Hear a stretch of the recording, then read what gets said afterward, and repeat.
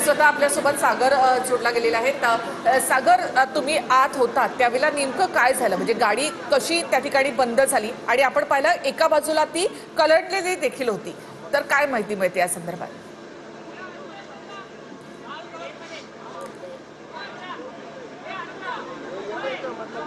मी तब्बल 1.5 तास या ट्रेनमध्ये अडकून होतो. मी स्वतः 1.5 तास अडकून होतो. प्रचंड घबराट पसरलेली लोकांमध्ये आतमध्ये. श्वास घ्यायला त्रास होत होता आणि पहिल्यांदा 1 तासानंतर मी फोन केला इमर्जन्सी नंबरला. पण इमर्जन्सी नंबरकडून मला असं सांगण्यात आलं की 15 मिनटं लागतील, 20 मिनटं लागतील. पण काही परत रिप्लाय नाही आला. मी पुन्हा इमर्जन्सी नंबरला कॉल केला. पुन्हा त्यांचा नंबर स्विच ऑफ लागला. 1 तास आतमध्ये अडकून होतो. 1 तासानंतर फायर ब्रिगेड आली. फायर ब्रिगेड 1 तासानंतर आल्यानंतर त्यांना वर चढायला अर्धा तास लागला आणि त्यानंतर जवळपास पावणे दोन तास मी आतमध्ये होतो आणि मी आत्ता खाली आलो आहे. अजूनही आपण बघू शकता इथं लोकांना बाहेर काढलं जाते. अनेक वृद्ध महिला आहेत, लहान मुलं आहेत, काही पेशंट आहेत आणि प्रचंड घबराट आहे त्यांच्यामध्ये. श्वास घ्यायला काही लोकांना त्रास होतोय. पलीकडच्या बाजूचं व्हेंटिलेशन आहे ते काही लोकांनी फोडलेलं आहे. काही लोक काचा फोडण्याचा प्रयत्न करत होते. काही लोकांनी त्यांना समजावून सांगितलं. त्यानंतर काचा फोडण्यापासून थांबवलं लोकांनी. आता पण इथं एक स्ट्रेचर आणलेलं आपण पाहू शकतो, कारण वर चक्कर येऊन, माझ्या समोर चक्कर येऊन 2 ते 3 लोक आतमध्ये पडलेले. निखिला, सागर, तुम्ही जेव्हा बाहेर आलात तेव्हा आणखी गाडीमध्ये किती लोक साधारणतः असतील?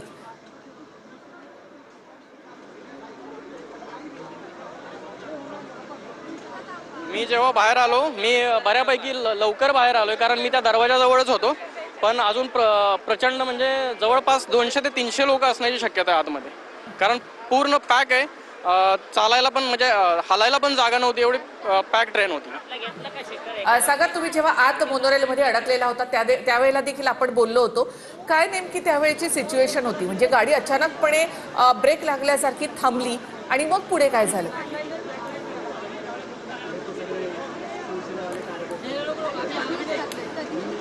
गाडी पहिल्यांदा हळूहळूच येत होती, पण या टर्नला, इथं आपण बघू शकतो हा टर्न आहे, या टर्नला आल्यानंतर गाडी अचानक बंद पडली. एका बाजूला अशी झुकल्यासारखी झाली डाव्या बाजूला. त्यामुळे लोक प्रचंड ओरडले आणि एकदम बंद पडली. AC बंद झाला, लाईट बंद झाली. त्यामुळे लोकांना पहिल्यांदा वाटलं की 10-15 मिनिटात मदत मिळेल, गाडी सुरू होईल, पण तसं काही झालं नाही. इमर्जन्सी नंबरला कॉल केल्यानंतर त्यांनी सांगितलं की 10 मिनटं लागतील, 15 मिनटं लागतील. पण 1 तास झाला, 1.5 तास झाला तरी फायर ब्रिगेड पोहोचली नाही. 1.5 तासानंतर फायर ब्रिगेड पोहोचलेली आहे आणि आता लोकांना रेस्क्यू केलं जात आहे. निखिला, सागर, बाहेरून अनाउन्समेंट होत होती, काही सांगितलं जात होतं, तर आतमध्ये काही ऐकू येत होतं किंवा काही सांगितलं जात होतं का? तसंच मोनोरेलमध्ये आपण पाहिलं तर अगदी शेवटच्या डब्यामध्ये, त्यानंतर पुढे आणि मध्ये असे 3 पोलीस देखील असतात, तर ते होते का? त्यांच्याकडनं काही माहिती देण्यात आली का?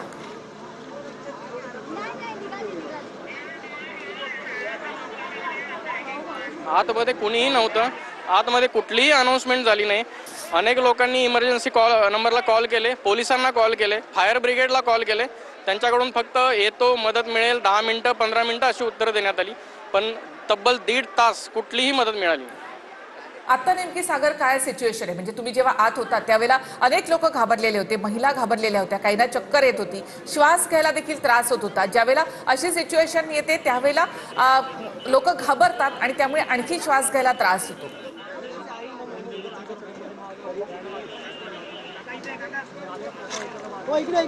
लोक प्रचंड पॅनिक झालेले आहेत. हा जो दरवाजा आपण बघतोय, ह्या दरवाजातून रेस्क्यू केलं जात आहे. तिथंही ढकलाढकली होते, म्हणजे पाठीमागचे लोक बाहेर येण्यासाठी अक्षरशः पुढच्या लोकांना ढकलत आहेत. पण काही लोकांमुळं काही लोक म्हणतात की मी पेशंट आहे, मला जाऊ द्या. काही लोक म्हणतात महिलांना पहिल्यांदा जाऊ द्या. त्यामुळे प्रचंड चेंगराचेंगरीसारखी अक्षरशः परिस्थिती झाली होती तिथे मी बाहेर येताना. सागर, तुम्हाला स्वतःला काही या सगळ्याचा त्रास झाला का? म्हणजे आतमध्ये असताना तुम्हाला श्वास घ्यायला त्रास होत होता किंवा बराच काळ तुम्ही उभे होतात त्या ठिकाणी, कारण बसायलाही जागा नव्हती, प्रचंड गर्दी यामध्ये होती?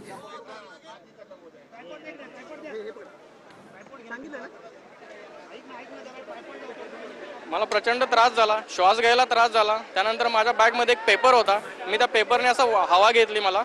त्यानंतर मला बरं वाटलं. सुदैवानं माझ्याकडे बॉटल होती बॅगमध्ये, बॉटलमध्ये पाणी होतं. पाणी पिल्यानंतर मला बरं वाटलं. पण काही लोकांकडे पाणी नाही आहे. काही लोकांना म्हणजे जिथं व्हेंटिलेशन आहे त्याच्या पण बाजूला उभे आहेत ती लोक, त्यांना प्रचंड त्रास होतोय. सागर, तुम्ही नेहमी मोनोरेलने प्रवास करता का?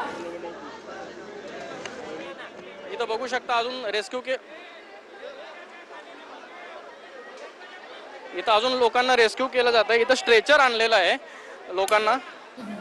काही लोक म्हणजे असे बेशुद्ध अवस्थेत पडल्यासारखे आहेत आतमध्ये. माझ्या समोर 2-3 लोक बेशुद्ध पडली, पण तरीही प्रचंड चेंगराचेंगरीची परिस्थिती होती.